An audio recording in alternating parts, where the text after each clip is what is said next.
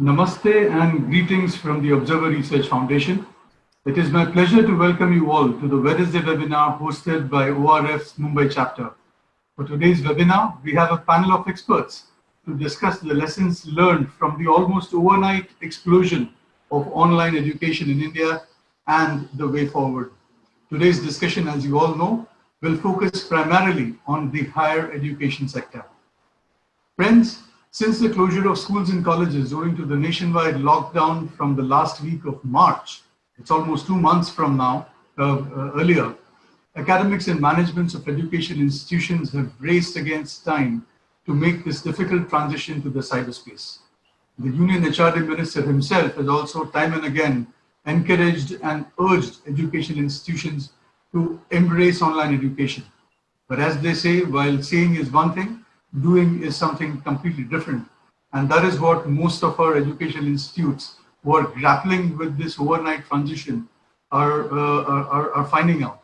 And for them, this transition is pretty much work in progress, to say the least.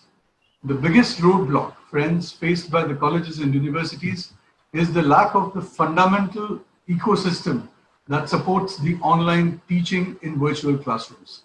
Several universities in the country have pointed out that they are just not equipped, and even if they are equipped for such virtual classrooms, many of their students don't have access to the internet, which is the fundamental prerequisite to make any level of online education possible, or for the online education itself to extend its reach to be really meaningful.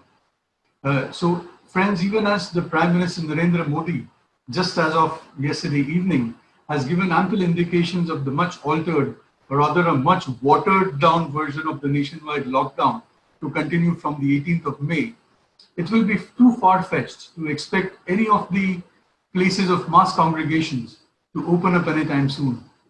And sadly, schools and colleges are exactly the places where mass congregation happens, and they therefore are likely to be the last ones to go back to conducting regular classes. And therefore, the shift to online education is likely to continue well within the new academic year that's coming fast. And also, with this phobia of crowds, thanks to the pandemic, like the education institutions will also have to constantly make this effort to innovate in the way traditional education has been conducted for all these years. To discuss how the higher education ecosystem in India has embraced this new normal, what are the lessons learned in the past 60 odd days, what are the challenges, how they can be overcome, and how to prepare, very importantly, how to prepare for an uncertain future. We have with us a power-packed panel of experts.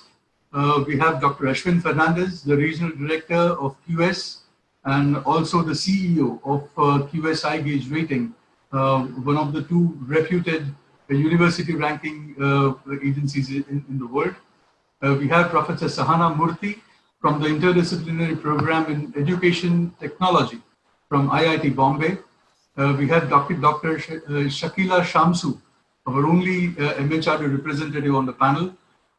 She is the officer on special duty with the Union Ministry of HRD in the Department of Higher Education. And last but not the least, we have Professor V. Sridhar from the Center of IT and Public Policy at IIIT in Bangalore.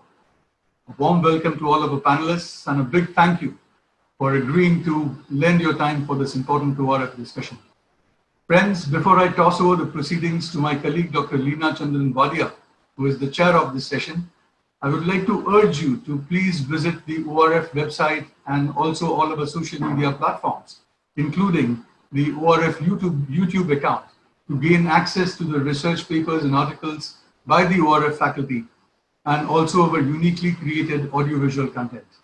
So a warm welcome to all of you, and thanks to our panelists, and looking forward to a very healthy and an engaging discussion over the next 1 year. Over to you, Leena. Thank you, Dhaval. This is the first of a two-part webinar series that we are doing on online education. As Dhaval said, this one will focus on higher education. The one thing we all agree is that there's been a tremendous buzz created around online education. And so we are all curious about how much online education do we have, how well is it doing? And given that we are all resigned to living with the pandemic for many months, if not a couple of years, how do we plan to go ahead? So that's the topic for this webinar, and I'd like to join Dhaval in welcoming our panelists. Thank you very much for being with us this evening to share your insights. I'd also like to warmly welcome our audience. Thank you for joining us in such large numbers. I think you know that we have to, you will have to type your questions into Q&A. Your mics are muted so that the quality of audio is better for everybody. So please type your questions in the Q&A boxes, and I will try and pose as many of them as possible to the panelists on your behalf. So coming to the topic of today, UNESCO estimates that about 1.26 billion kids, that is 70% of all enrollment around the world, have had their education interrupted. And many of them are in what UNESCO calls the low-tech or no-tech phase situation, where they have no tech at all. And the interesting thing is that we in India, during this full lockdown, have contributed 300 million of that 1.27 or 26 billion. So a lot of kids I mean, of course, much of it is in school education, which we will discuss next week. We have 248 million kids in school, but we have 37 million students in higher education. So we'll talk a bit about them today. And so without any further delay, I'd like to invite our first panelist for this evening, Professor Sahana Murthy from IIT Bombay. Technology in education, technology enhanced thinking skills, teachers' use of educational technology. These are her specializations. So Sahana, we'd like you to set the stage for the discussion this evening. Over to you. Okay, thank you very much, Leena, and the rest of ORF for organizing this very timely topic, the discussion on this. And I'm really honored to be part of this panel with all the other experts. So to begin, I just wanted to give you a bit of background as to the perspective from which I come. And like Leena said, I'm from educational technology, which is essentially a small department in IIT Bombay, and this is our 10th year of celebration. We are a rather new, recent department, and we have a PhD and MTech program. We have several alums by now. The research and development, because we are an academic department, focuses both on teachers. So we have this project called Teacher Use of EdTech, which forms the basis of a lot of things I'll be talking about today. And also some student-facing projects called Technology Enhanced Learning of Thinking Skills, use of emerging technologies, and learning analytics, and so on. We also have done a lot of outreach as part of our program in blended modes, online mode, online plus face-to-face, massive open online courses, a lot for teachers and faculty professional development courses. So what I'll be talking about today is largely, it arises out of what we call as Project Tute, where we've developed frameworks and models as part of the research. We have development where we've created curricular tools, courses, and also outreach. And all of this feeds into each other. So what I'd like to do in the opening is to actually set the stage by posing 2 or 3 issues and challenges which are in front of us. These are interrelated, but let me begin with the situation, the context that actually got us here, got us into this explosion and this discussion. And that is something which has been called as emergency remote teaching, because it was an emergency that forced us to get here. However, there have been universities and there have been several institutions that have been doing online learning for several decades, if not several years. There is a difference between emergency remote teaching and effective online learning. And just to give you a couple of examples, organizing classes over Zoom like we are doing just now, and that alone does not constitute online learning. Similarly, recording a bunch of lecture videos and putting it up on a website or a learning management system, that itself doesn't constitute on effective online learning. So all this are necessary, and especially in the past 2 months, in the emergency of the past 2 months, they have been necessary. But now several institutes all over the country and all over the world are going ahead with the next semester or next year of online learning, experimenting and exploring. So we have to understand the difference between these two. And I thought that could be the first point for discussion. The next point is the preparedness for online teaching and learning. And here, usually when we say getting prepared for teaching online, people immediately think of tools. Again, that's very important, tools and technologies, and also are important issues like access, as well as teacher training, which some of the experts on the panel will touch upon. Another important point which I'd like to focus attention to is the mindset for online teaching and learners. So this is both for teachers and learners. And what I mean by mindset here is that we all grew up in a face-to-face era. Most of us, I think all of us grew up learning in face-to-face settings, ordinary, standard, traditional classroom settings. And most of us have our primary experience teaching in face-to-face settings as the predominant format. So while we all tend to typically start from our experience, there's nothing wrong with it and it's very natural. However, we need to avoid seeing online teaching only through a face-to-face lens. If we do that, two undesirable things happen. One is that we won't be able to replicate all the rich face-to-face experiences online because it's just a different medium. And if we try to, we'll get into the endless loop of saying, no, but I cannot have a natural classroom conversation online. So that's one detriment. The other problem is that we'll miss out on the affordances and advantages that this new medium is giving us. So the online medium, it's different. It can't replicate face-to-face, but it has its own advantages. So what we will need to do is go into what we really want to achieve. For example, while we cannot replicate a natural classroom conversation, the human touch, as people call it, has an equivalence in the online space, and it's called teaching presence. And this teaching presence can be fostered by several creative postings, guides for navigation, video comments, and there are many, many techniques of doing this. So this is the second point. And the main point I want to come to here is there are strategies and techniques for effectively doing online learning and online teaching, for effectively designing not just instruction, not just tools, but also interactions, which form a very important part of teaching and learning. You know, teacher-student interactions, student-student interactions. We want to ask questions like, how do we foster peer learning? How do we address diversity? How do we address inclusivity? And mainly, how do we help students do and learn in this new online space?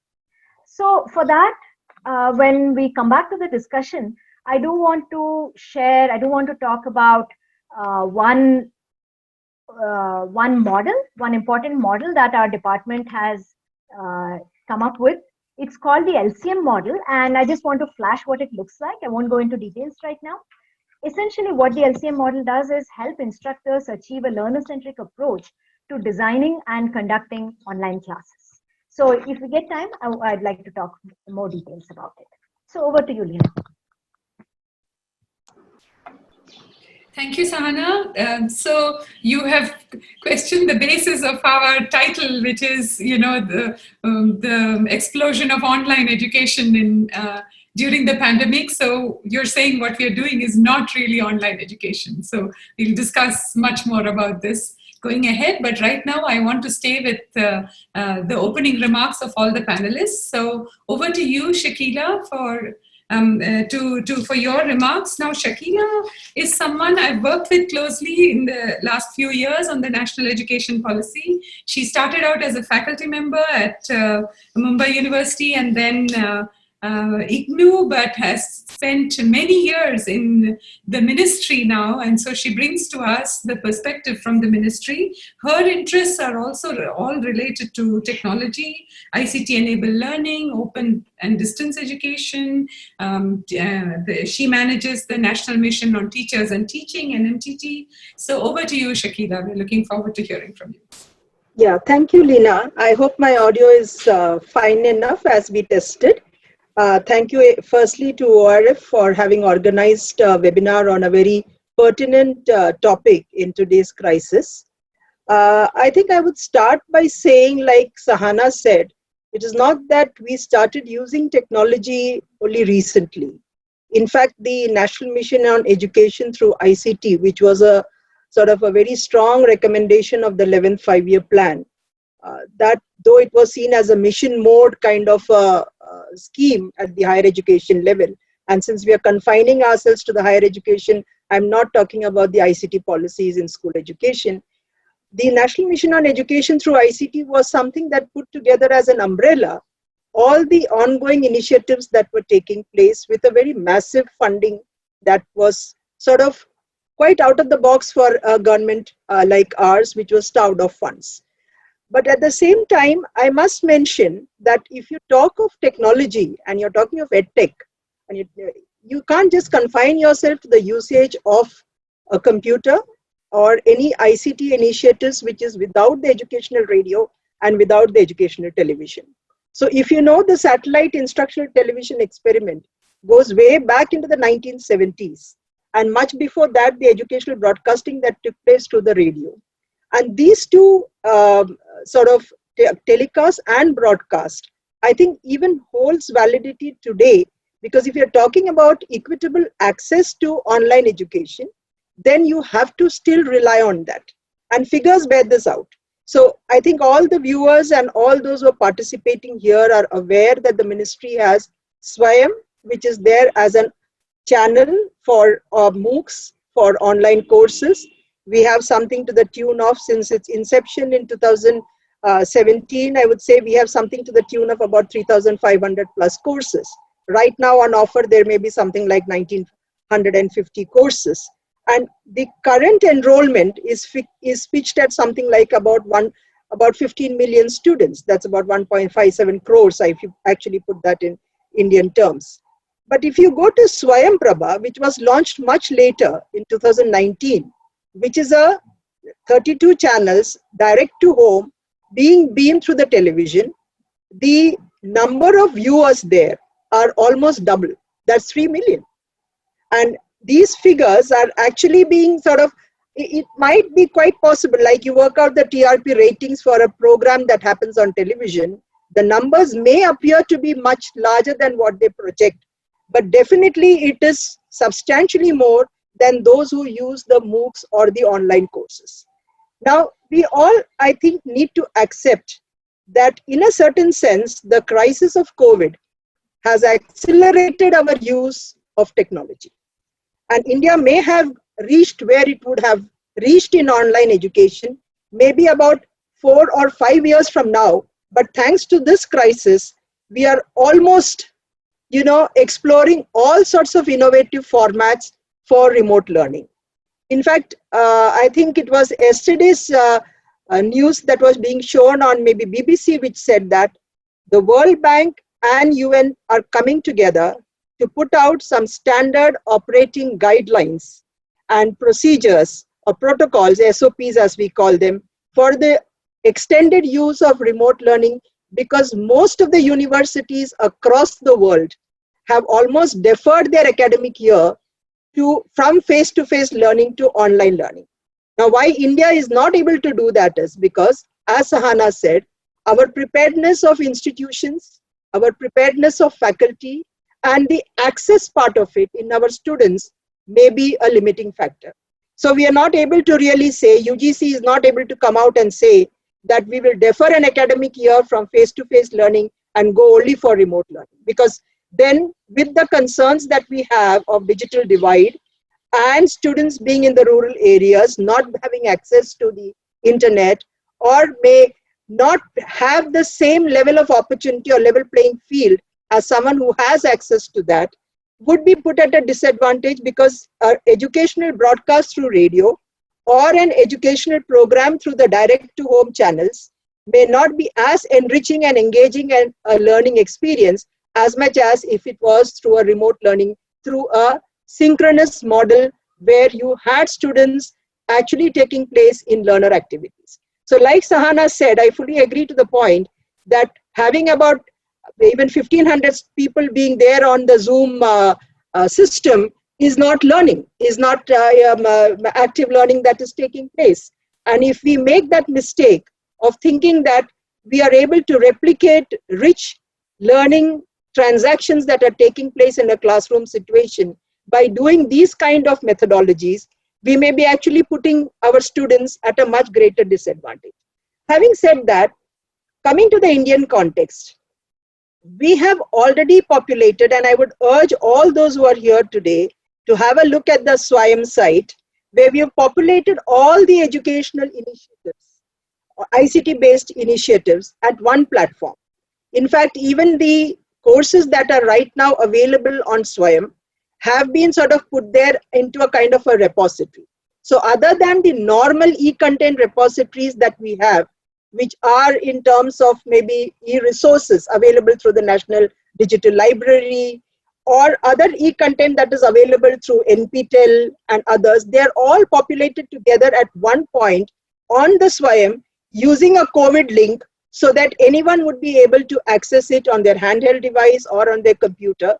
And at the same time, maybe just download these for maybe educational purposes. I would also like to at this stage mention that it might be correct to sort of think that institutions, I mean the stakeholders here, the institutions, the teachers and the students, all the three stakeholders along with their technical teams in their own institutions. Thanks to NKN, which has come out of the NMEICT, we are able to provide the broadband connectivity to most of our higher education institutions. A lot of the universities as well as the colleges have been provided a substantially good bandwidth where they are able to actually access these e-resources. But what is more important is that, can we prepare an academic calendar? So the UGC has brought out an academic calendar.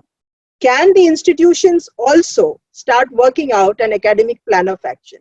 Because unless you do that, it's going to be going quite haywire. And that requires every single faculty member having to decide if this is the curricula that I'm going to transact in this academic year, and there might be a reduction in the quantum of curricula. CBSE is already thinking that for the school education.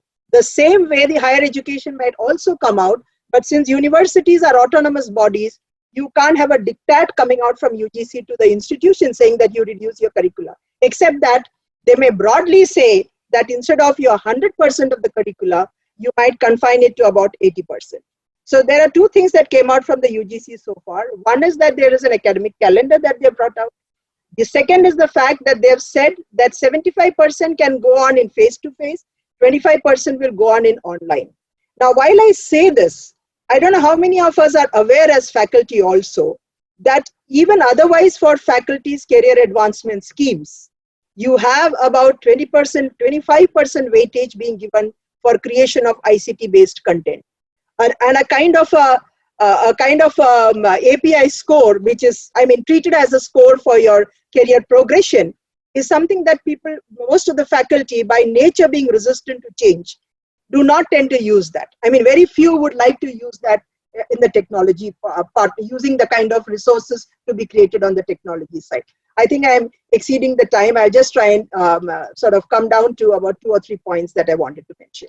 Now, on the other part of it, the students who have been now given the facility of getting 20% credits of a given course through their online MOOCs may have, I mean, I can't say that because there is no final decision taken, may see an increase in the number of credits that can be taken through the online courses. So these are all flexible formats that are being put in place by the University Grants Commission and the All India Council for Teacher Education towards trying to facilitate higher education institutions to deal with this crisis.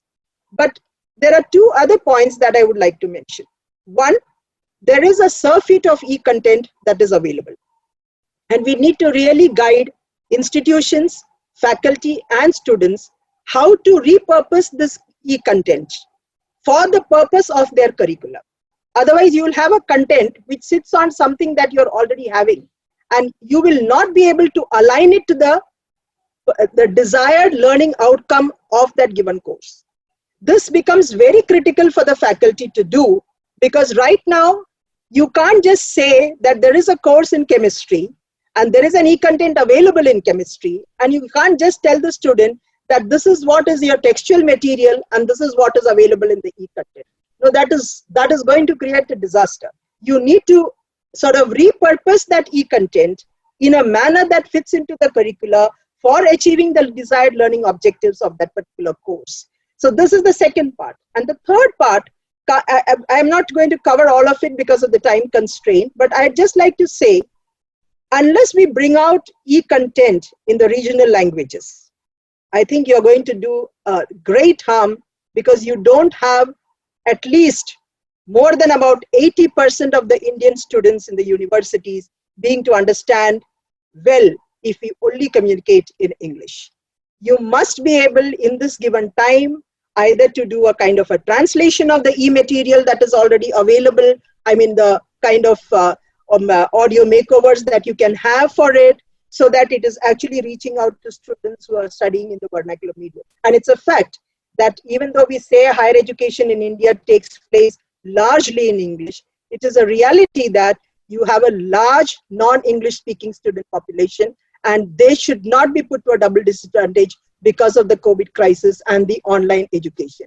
And these people who are in the rural areas, these are the ones where I think we need to club the educational radio broadcast, the educational telecasts that you have over Swayam, and community radio, all other innovative formats, so that you have a combination or a bouquet of technological devices being made available to them, so that their learning experience is as rich as the others. I think since I've mentioned about the Swayam platform, you will see about e-yantra, FOSSI, other things that are happening, virtual labs, the NDL itself, the National Digital Library. These are all there for people to see, and as the conversation goes, I think we'll be able to touch upon it in case some questions arise on those. So I think I'll leave it at this stage for the other panelists to come in with their points of view. Thank you. Thank you, Shakila. Actually, you and Sahana have actually also alluded to it, but basically internet access and devices to access the internet are a prerequisite for any form of online learning. And so in preparation for this event, I just looked up the NSS 75th round data, and it says that households with internet in India is 42% in urban and 15% in rural, bringing an average of 24%, which is still very small. And households with computers, not counting smartphones, tablets, all that kind of thing, is just 11% average, 4% in rural India and 23% in urban. So it's not clear to me that we have the critical mass to go online. The UNESCO has also said that the world average for internet penetration is 43%, and world average for owning devices is 50%, but we are clearly not there yet. And in terms of internet access, I happened to do a report 10 years ago, so I looked up the number. In 2009, in India, we had 81 million internet users. Today, we have something like 391, which is a 5-fold jump in 10 years. Incidentally, China was 386 in 2009, and in 2016, they are 765 million. So they have added more in terms of numbers, but they have only doubled, and we have grown by 5 times. So the next 2 speakers are going to tell us much more about the issues of connectivity and internet access. So I'd like to invite Ashwin. Ashwin needs no introduction. He's from the QS rankings, He has a PhD in exactly this subject, which is branding and academic reputation in university rankings. He's also the founding leadership team member of QS iGauge, which is a rating system for Indian educational institutions, and knows a lot about how prepared our educational institutions are for online education. More importantly, there was a recent QS report out with data on a survey that they did about internet access. So I'd like to invite Ashwin to talk to us about both these things, the preparedness of educational institutions for online and also the survey that they did on technology. Over to you, Ashwin. Thank you so much, Lena, for the invitation. Thank you, ORF, for having me. And I'm privileged to be amongst all the panel members here to talk on this topic. So what I would like to share with you all today is definitely not about rankings. A lot of people, when they hear of QS, they think of rankings, but QS does much more than rankings. And in India, we actually have a full-fledged arm that does university evaluation, rating of universities and colleges. And this arm also does a lot of studies pertaining to Indian higher education. And I think once the COVID-19 situation pandemic came, it did raise a lot of questions. And I think our research division based in Bangalore got onto work to develop not just one, but several reports on how the COVID-19 situation would affect us. So let me share with you a little bit more about that. So I believe, and I think when the COVID-19 situation came, it would be a second wind for Indian higher education. Now, why is that? Because first and foremost, the COVID-19 situation became a catalyst for positive change for the use of technology at almost all the Indian institutions, not just India, but also abroad though, but even in India, where brick and mortar institutions had to go online. They had to innovate, they had to do things quickly, instantly, and that's what happened in the 2 weeks or the week when institutions started to close down. I could see platforms like Zoom, Microsoft Teams. There was other people using Skype, some use WhatsApp, and I think that also led WhatsApp to have or change the limit on number of video attendees they could have. So a lot of things happened in that time. Also, the hesitance of users in that period of time changed, because what happened was that people got a larger number of confidence basically in using these tools. Besides India, I think there are three models which we talk about in our report, which I'm going to share with you later. In the UK, we've seen BBC partner with a couple of institutions to provide their staff or team members with education. We've seen the Department of Education England, the Welsh government, the Scottish government, as well as the Northern Ireland government offer daily programs to parents and children with the support of Twinkle and White Rose maths during the lockdown. In the US, what we've seen was that the Harvard University very early in 2016 developed their extension school for faculty members to develop skills in online education. So they were ready to go at that time. UNESCO had a collaboration wherein some of the participating nations came together and they developed the Global Education Coalition, which was an alliance conceived to provide distance learning solutions for 1.5 billion students in nation states. Now, with that, also what I believe has happened in India, it has provided a level playing field for Indian universities, because now what will happen is we will start back again from scratch with the online system, developing and using the same world-class system used in many countries right here in India. Now, that definitely meant that we had other opportunities as well come into play, wherein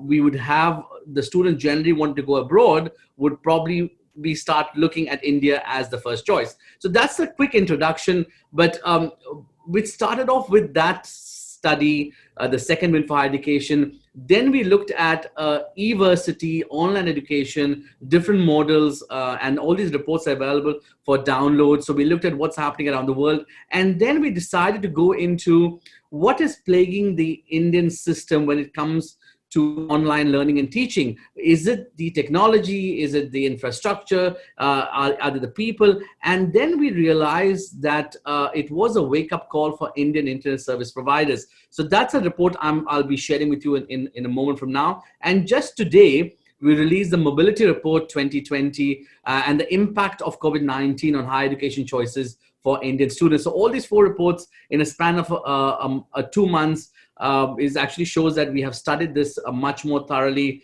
than what other people have done. So are we ready for digital transformation is the question.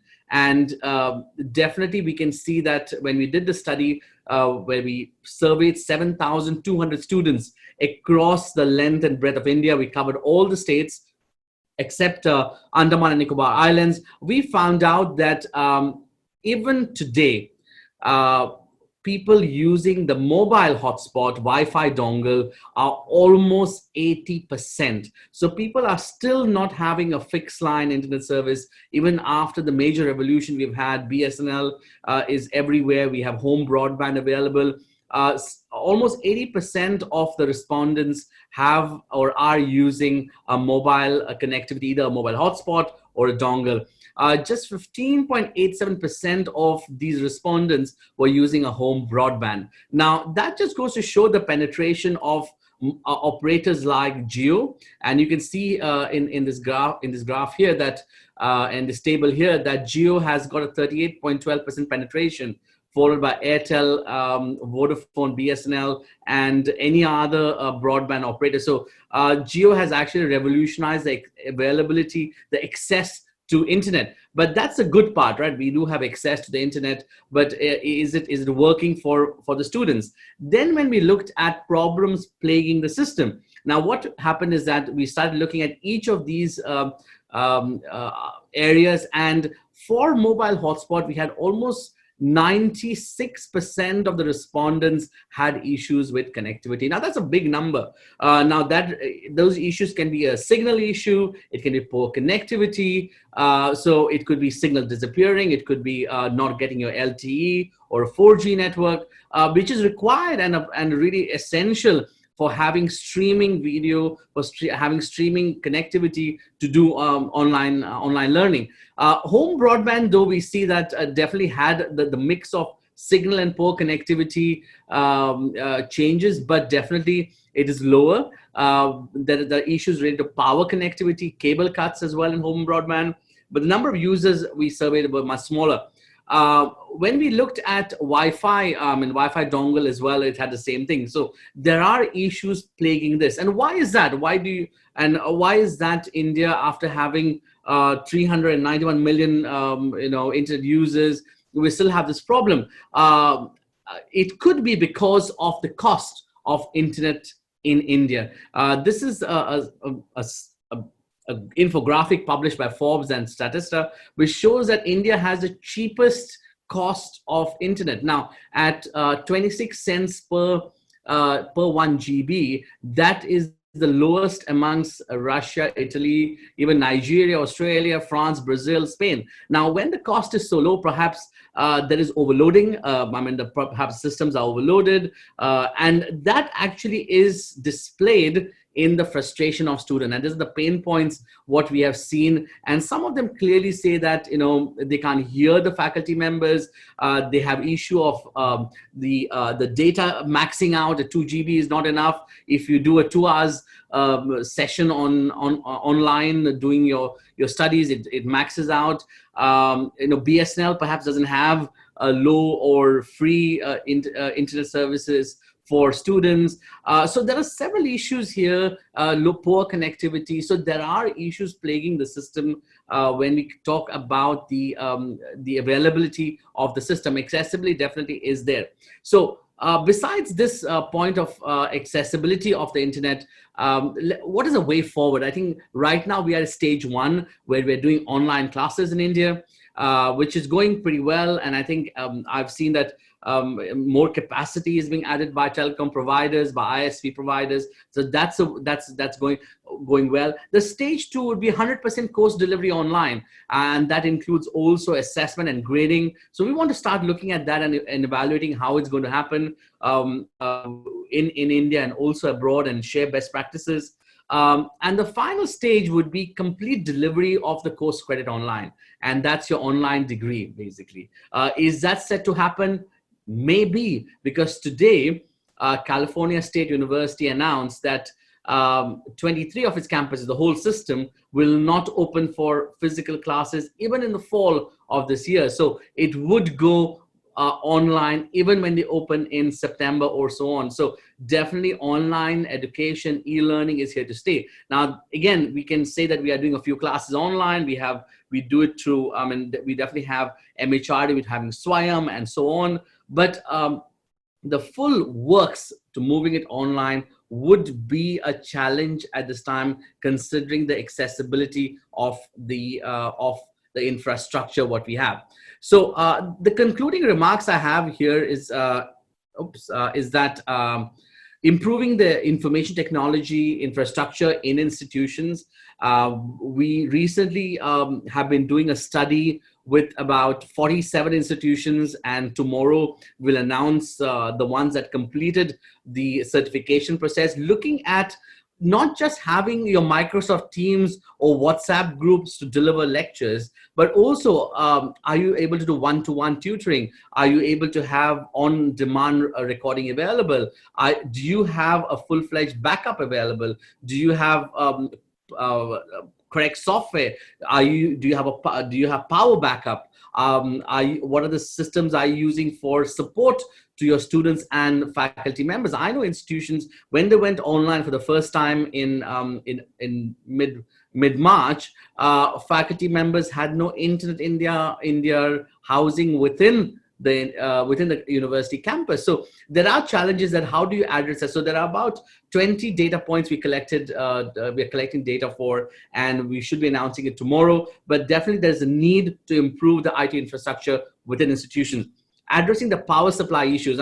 Currently I'm stuck up in Goa, and you'll not believe every 1 hour or 2 hours there is a power cut. Now, if we are to rely on computers and there is no power backups available, how is the country going to address that in the long term would be something to look at.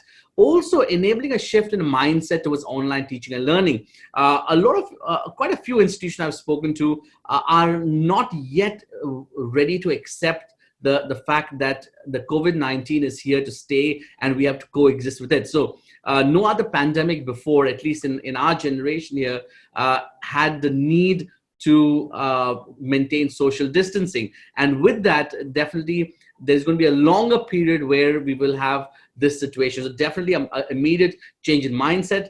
Institutions collaborating. Now that's important, because when I looked, and I've done a couple of roundtables in the Arab region, in the Middle East, where they are also looking at medical education and how do you take medical education online, at least for the first few years of the first year or so. So there are expensive tools available. There are virtual reality tools available. Sharing of those tools in India within institutions could mean that they could bring the cost down as well as get global best practices. And that also means sharing best practices for online teaching and learning amongst institutions. Robust training of faculty and students on tools. I think that's required at this time. And perhaps revisiting the norms of validation and accreditation of online courses. I think UGC mandates that only 33% of the courses can be done online at the moment, but how do we start looking at online courses and validating them for the future? Perhaps agencies, private agencies come into play and support the government in this. That could be the way forward. So this is the conclusion and points for discussion today, along with access and accessibility of the internet. Affordability is not the challenge. So tomorrow, what we are doing is we are launching the e-lead. I'm taking the opportunity to announce it as well. E-lead is e-learning excellence for academic digitization. It's a thorough evaluation of the systems at universities, ensuring they have the systems available to go online at least now, the basic essentials. So tomorrow we will have that announced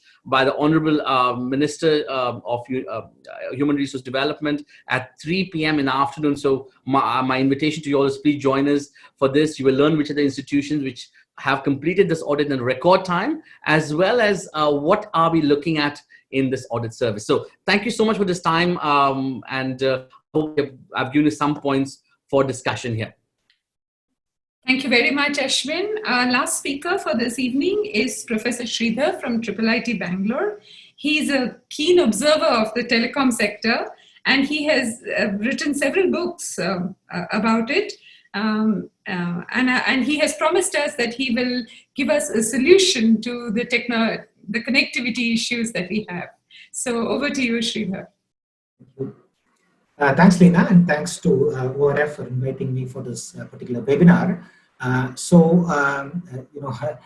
First, I would like to build on what the other speakers have said. For example, Dr. Sahana mentioned about the various tools that can possibly be used for online education. So here is a list which basically gives some idea about the tools that are normally used. For example, we have here the learning management system, which consists of all these components, and this is being used by most of the higher education institutions in some form or the other.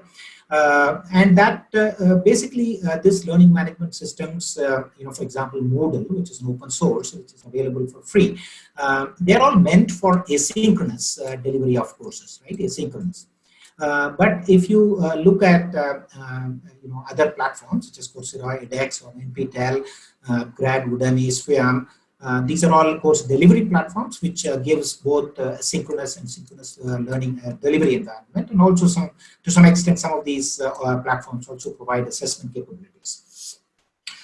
We also have only assessment and evaluation kind of platforms, for example, PEXA, Exam.net, ConductExam.com, and so on, which specialize in examination, conduct of examinations and evaluation of the examinations so conducted. They provide a lot of features such as anonymous evaluation, so that the biases when the instructor is correcting the exams can be removed, and so on. They are secure, flexible, and so on. Then there are synchronous course conduct. In fact, like Professor Sahana said, the emergency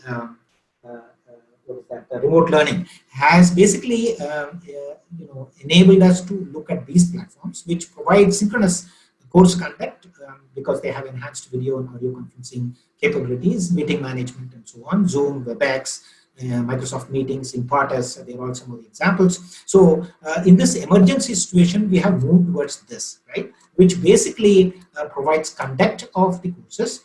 They do not have a lot of other things that a learning management system will provide. So for example, they provide limited class collaboration. They normally do not provide any assessment capabilities, and so on. Okay?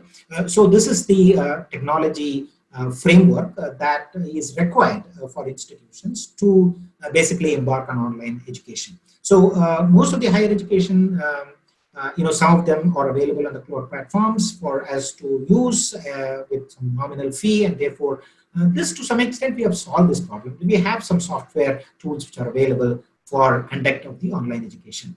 But what we are lacking is the bandwidth and connectivity, as for example, Lina correctly mentioned.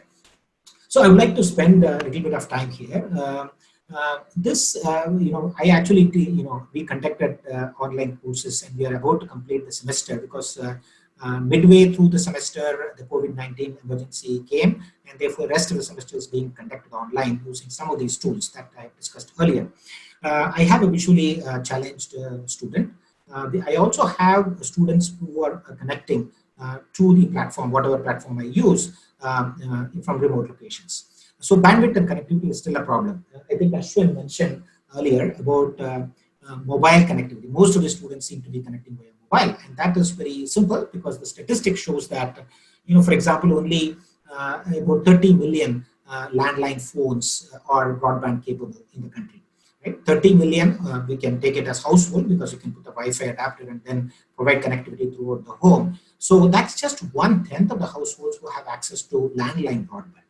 So rest of the individuals have to use mobile connectivity. So like Lena mentioned, so we have approximately about 450 million subscribers who are, who subscribe to mobile broadband. They have either 3G or 4G connection so that they can connect to it, and they can also use Wi-Fi driven hotspots like Ashwin mentioned to connect. So we are basically looking at a large section, roughly about half of the population connected only through mobile broadband. They do not have landline broadband connectivity. Even though if you do a speed test today, I mean, it might say that, for example, in India, the average downlink speed is about 11 megabits, which is pretty good. But data, from MySpeed applications and other things that we are analyzing indicate very poor connectivity in some of these locations. So mobile broadband connectivity is susceptible to interruption, delay, jitter, and so on. It is not like, not as good as, for example, landline connectivity. So that's one of the biggest challenges that we have. Right? Now, apart from that, the 4G connectivity is also very poor. So thanks to government, that BharatNet has come into most of the panchayats, but still the connectivity, last mile connectivity, connecting to the BharatNet hotspots is still not done in many of the places in India. So bandwidth and connectivity poses a lot of challenge. Despite that, we are consuming a lot, as I should mention.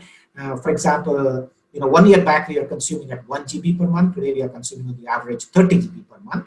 And therefore, the demand has increased, but the supply of the mobile infrastructure is not kept in pace. You can look at my book. I mean, there are a lot of issues. For example, spectrum allocation and things like that is a big problem in India. So, in effect, the networks are overloaded, and that leads to poor connectivity problems. Okay, one of the ways by which we can actually solve this is to use, for example, recording for late reference. In fact, I have found in my experience that most of the students actually with poor connectivity, who are not able, who don't have stable connectivity during the synchronous classrooms, basically refer to, for example, the annotated lectures, right? So like this. So they refer to it, and there are ways by which you can record, and therefore that gives them possibility of looking at these recordings at a later point in time or when good connectivity is available.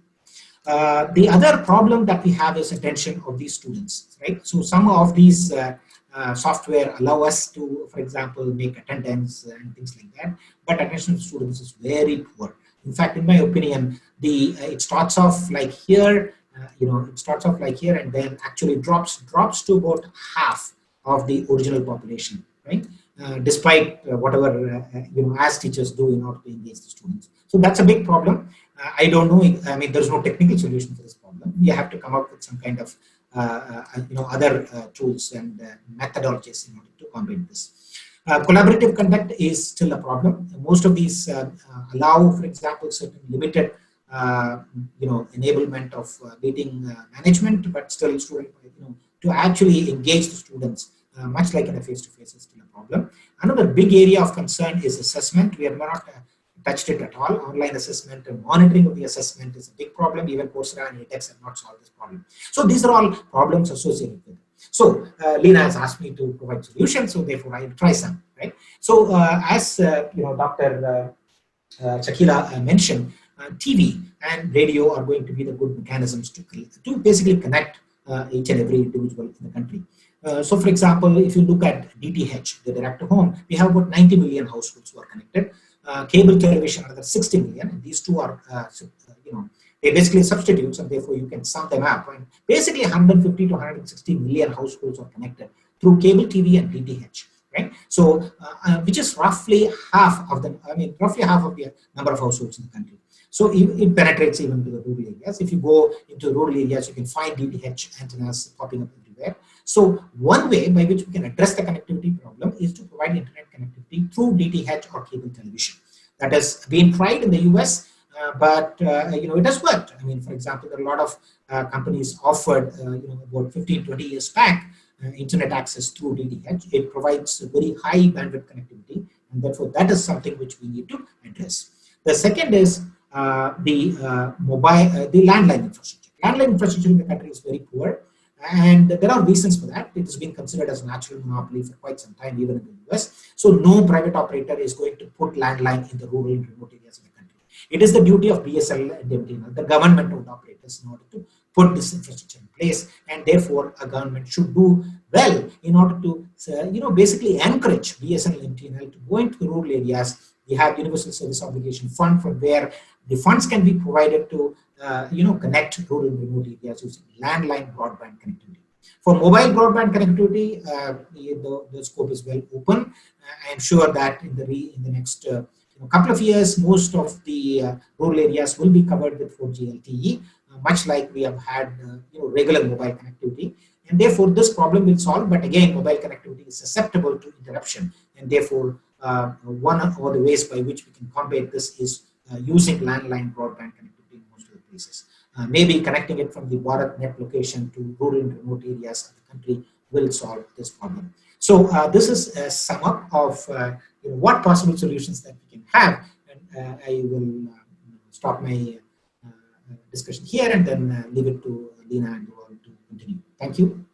Thank you, Sridhar. So both Ashwin, I'm sure the participants will agree that both Ashwin and Sridhar have given us amazing information about connectivity and how we can try to improve it. So, I have to begin with asking that, Ashwin's data on 96% having signal issues and so on, is learning possible? Can people concentrate? And Sridhar touched on that by saying that the attention span of students sort of drops off very, very heavily. So that's one question that I'd like to pose to all the panelists to briefly respond. But along with that, I'd like to also get a sense of how much online education is really going on.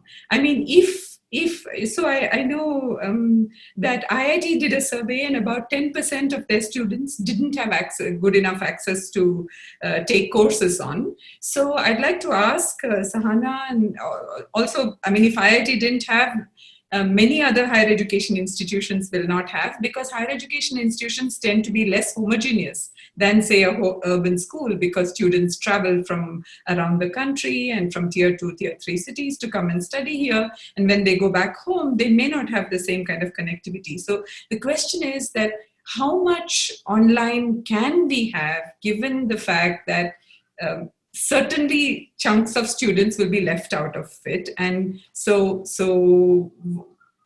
is it fair, and what can we do going ahead? So I'd like to start with you, Sahana, if you could just talk to me about both these issues. Yeah. Okay. Thanks, Leena, and thanks to all the other panelists for very informative and interesting points. Regarding this point, Leena, if we think of online education in terms of high bandwidth strategies that require high bandwidth, high immediacy, like synchronous meetings, it's pretty much a lost cause. You can say it gets depressing, or we only address the people who have this access and this connectivity and so on. But many of the other panelists did refer to asynchronous methods in teaching and learning. So asynchronous is where, as an instructor, I get rid of this notion of a 60 or 90-minute class time 3 times a week. And I get rid of these notions of in-class time and out-of-class homework. Instead, I think in terms of what I want to achieve, the outcomes I want to achieve, the actions that go on in a typical teaching and learning transaction. So, for example, building foundational facts and concepts among students, getting interaction among students, nurturing rich discussion, giving students opportunity to practice, whether it's problem solving or something else. So these are what we actually want our students to do when we talk of learning.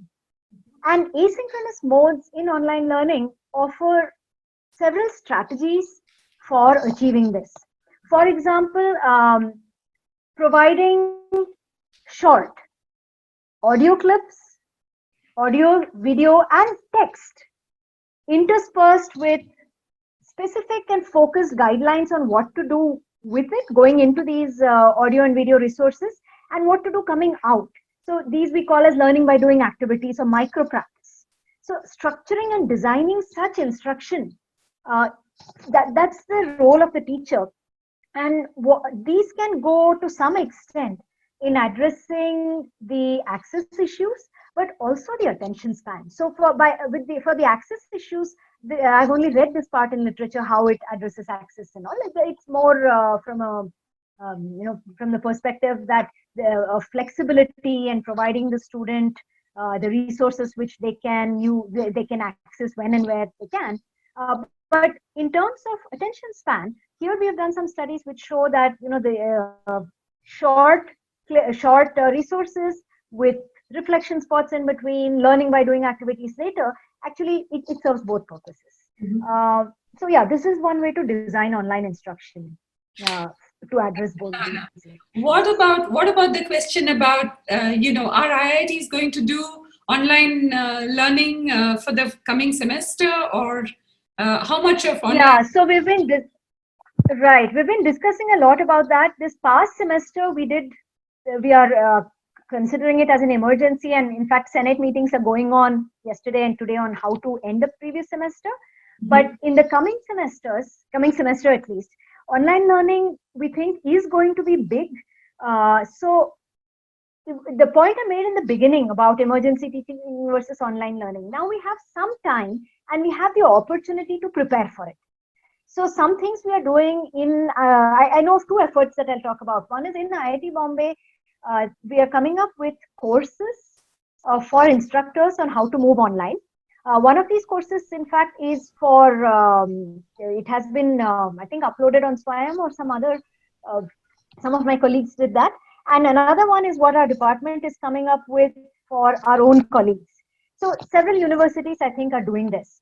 And I believe there is also a pan-IIT sort of a group which is looking into various issues of how do you do labs online, for example, or how do you do assessment online, and of course, leveraging on each other's strengths and leveraging on the resources that institutions have built.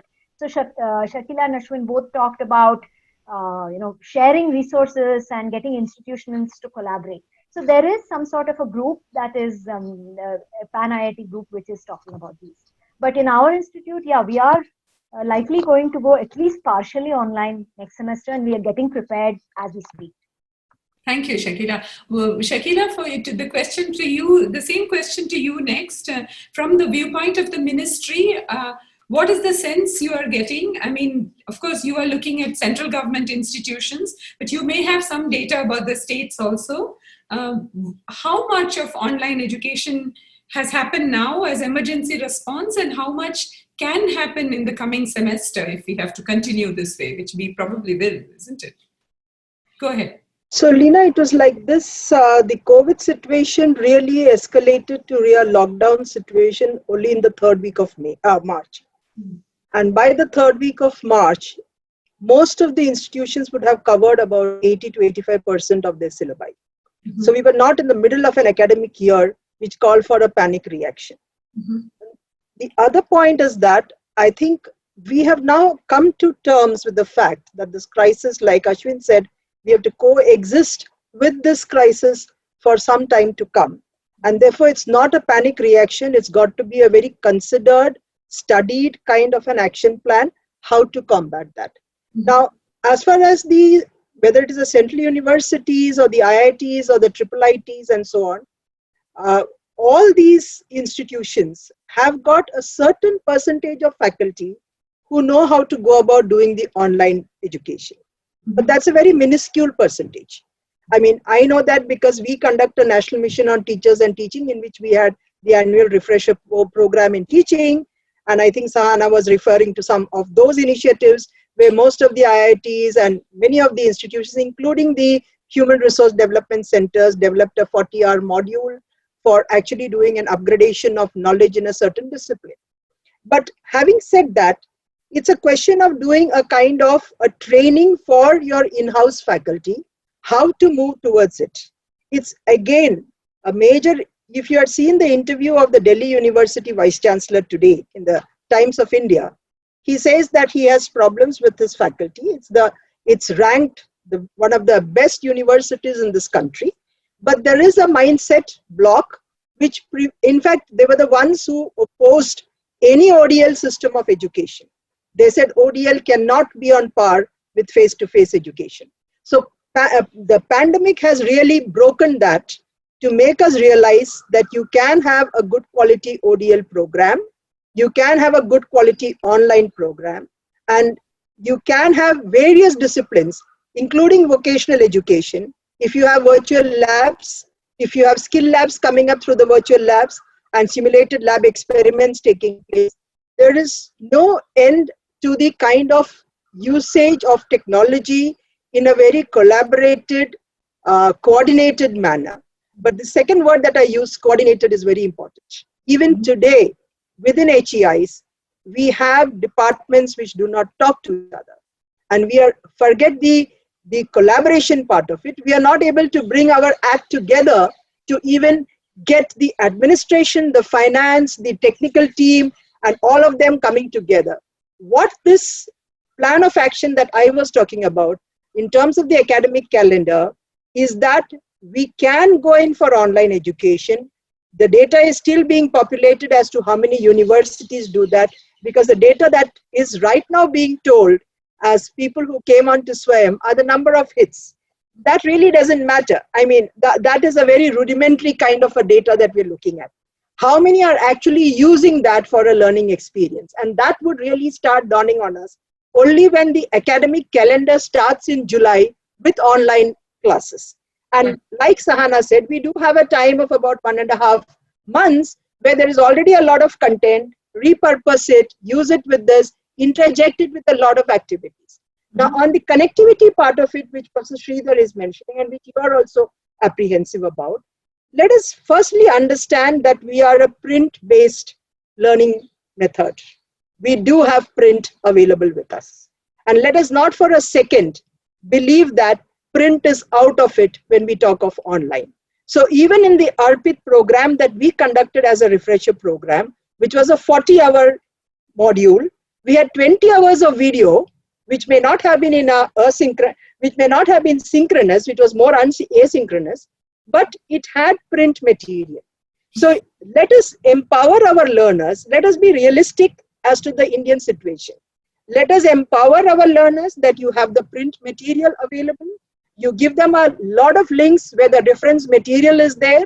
You then add on to your synchronous wherever it is possible, and wherever it is not there, tend to use the other kind of tools that you have, like the radio or the television.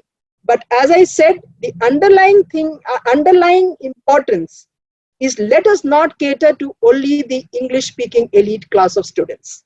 If you do so, a generation of students coming out in the academic year of 2021 is going to, or maybe even 21-22, is really going to take a lot of disadvantage, and index of disadvantage being much sharper for them. So I think these were the 2 or 3 points that I would like to throw up. Thank you very much, Akila. Ashwin, what are you seeing when you are going to assess your institutions? I mean, you're seeing a lot of private institutions, isn't it? So these were, some of our premier institutions and central government institutions. What are you seeing in terms of, activity in the online education space? Thank you, Lena. So when the pandemic hit, I think a lot of institutions always are apprehensive that online is not quality. So nobody ever imagined that they would need to go online. I think the example of the Delhi University lecturers, as Dr. Shakila mentioned, which now are facing the situation where they have to go online and they don't have the skills. And that is what all the institutions, or most of the institutions, faced. I mean, there was some proportion of blended learning which was happening at the premier private institutions in India, and I think that's across the region. I mean, I'm looking at South Asia as well, where institutions across South Asia and the Middle East were doing some sort of some form of blended teaching and learning. But what has happened is when the brakes were hit, people had to move online soon, and I think the private institutions were the first ones, I thought, which immediately moved, or at least the premier private ones, which moved to online, were able to procure the systems, were able to put things into motion. My team has been talking to quite a few state institutions, and all of them said, well, we will talk to you after the pandemic, after we get back to office, once we resume classes. So I think there is a major shift here, is that if online learning has to happen, it has to happen for the masses. And at the moment, there was an article, I had mentioned it to Lina earlier, from Zimbabwe. It came in the University's World News, which said that online learning is for the elitist, because that's what's happening right now. But getting and readying institutions now is not that it's entirely expensive for an institution to go online. I mean, LMS is available in open source format. How do you use Moodle, for example? You need to, I mean, India has got the best technology people. I mean, our technology whiz kids are wanted in the US, and they are now with the availability of them right here in India. I think we can develop these for state institutions. I think IITs as well, as Sahana mentioned, are looking at how they could go online. I think it would probably, in the future of our universities, perhaps would be a blended model system, because it is not just about teaching, I think. So it's about creating the person, and there's also a social element in that, which makes a graduate into ready to go in the workforce. It's not just his or her book knowledge or knowledge on the job, but also the soft skills which go in. So perhaps online would not entirely be able to cover what a ready graduate has to have. But I think blended probably in the future, as the lockdown eases out. We are completely online now. The question is, how do the IITs, the state and central institutions go online, and eventually into a model where we will still have social distancing in place for a few more years. So how do we implement that in? So yeah, those are my quick thoughts on that. Yeah. That's right. Sridhar, your turn to talk about these topics. Please tell us what you see from the IIITB perspective, and also please do talk about, you brought up the subject of assessment, and there are several questions that are referring to, I mean, how do you finish education if you don't assess people? So if you could just throw light on it quickly. Time flies when we are having a good conversation. So it's already 7:15. So after this, I'm just going to give you all 30 seconds for closing remarks to talk about what is the next biggest opportunity for, what are the big opportunities that one or two that we can use, we can think about going ahead. But first, Dr. Sridhar, please go ahead. Yes, Lina. So we have already preparing ourselves to conduct, at least part of the courses online. So we have already completed the semester using purely online mode, because we are semester based, and only half the term was over when the COVID-19 crisis hit us. So we are preparing ourselves, and we are going to do that. Now, I would like to point out one thing. In fact, the students are actually tech savvy. I mean, they can actually figure out how to do it. For example, there is a visually challenged student who could not get a Wi-Fi connectivity, but somehow he managed it, and he manages to attend my class very regularly using Zoom. So students have the capability to do it. Probably institutions are not. Probably institutions are tethered to that particular physical mode of education. They have to shift their mindset towards online education sometime or the other. That's one point. The second is assessment. So assessment is way, long way off. We are working with a digital partner, a startup, which is providing us with the examination digital pad. It's very easy to conduct the examination, but only in a controlled environment within the institutional setup. So we really don't know how to control it, how to have these assessments done remotely. That's going to be a challenge. Maybe some technical solutions will come up and we can take it from there. So I'll close it here. Thank you, Sridhar. So, like I said, I'm going to do a quick round of closing remarks, and if you could just touch upon what is the one or two things that we should be doing quickly to benefit from the opportunity that COVID-19 has presented. So we'll begin with Sahana. Same order. Go ahead, Sahana. Okay. So I actually did have a closing slide, so I'm just going to show it. The whole point is that, it's not technology who teaches, it's teachers who teach, right? So this is an opportunity as well as a challenge, as academics or professionals, we want to solve problems. We want to solve societal problems, complex problems. So one question I think that we all have to worry about from our own perspectives is, how do we use this technology to help students learn? Not just how to teach, but how do we exploit the technology affordances to promote student learning? And whether it is from the access angle or the pedagogy angle or the teacher training angle or collaboration angle, I think we need solutions from all these fronts to tackle this complex problem. Okay. 30 seconds. Thank you. Your 30 seconds, Shakila. Yeah, so one I would say is hand holding, which is going to be very, very important in the coming times for better off institutions who are actually tech savvy to actually hold hands, because you have the bulk of these state universities not being actually able to transit towards online education. Even if, like Ashwin said, we are almost in blended learning, but you cannot think of rural colleges and so on, which is where the bulk of our enrollment lies. So hand holding is very, very important. And the second important part of it is that the action plan, which I have been talking about from the first time onwards, let students, teachers, and institutions have clear-cut action plans. And there also it becomes important to tell a student how to do that kind of an action plan for their own online or blended mode education. And the third most important thing is the teacher training part of it. I'm not just talking about the institutional handholding.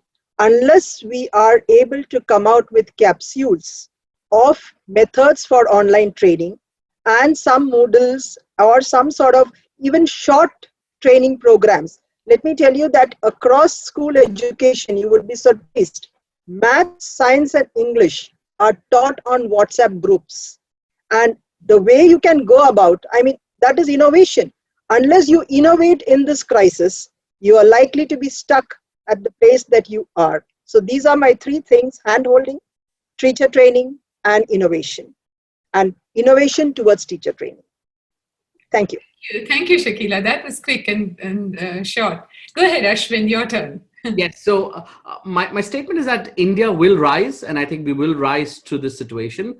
What should happen is that we should collaborate, institutions should collaborate.